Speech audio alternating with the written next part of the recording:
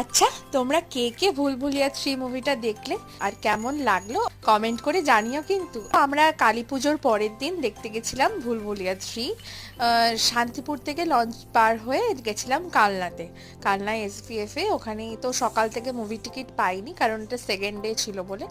তো রাত মানে 9টা নাগাদই অ্যাভেলেবেল ছিল টিকিট। সত্যি কথা বলতে ওয়েস্ট অফ মানি, কারণ মুভিটার মধ্যে কোনো কাহিনী নেই, কোনো কাহিনী নেই। আর আমার তো ভুলভুলিয়া পার্ট 1 ছাড়া পার্ট 2 বলো বা 3 কোনোটাই ভালো লাগলো না। আর 3টা তো একদমই ছেড়ে দাও, কোনো কাহিনী নেই, মানে ভয় তো একদমই লাগবে না। ফর এন্টারটেনমেন্ট পারপাস তো কাছে প্রচুর হাসতে পারবে, আমি প্রচুর হেসেছি। তো আবার যাদের ভালো লাগবে, হয়তো কারোর কারোর ভালো লাগতেই পারে। ভালোর মধ্যে বিদ্যা বালান আর মাধুরী দীক্ষিতের ডান্সটা খুব ভালো লেগেছে, লাস্টে একটু পার্ট আছে ওটাতে খুব ভালো লেগেছে। সো তোমরা যারা যারা দেখেছো কমেন্ট করে অবশ্যই জানিও, আর আজকের ব্লগটা কেমন লাগলো আমার কমেন্ট করে জানাও।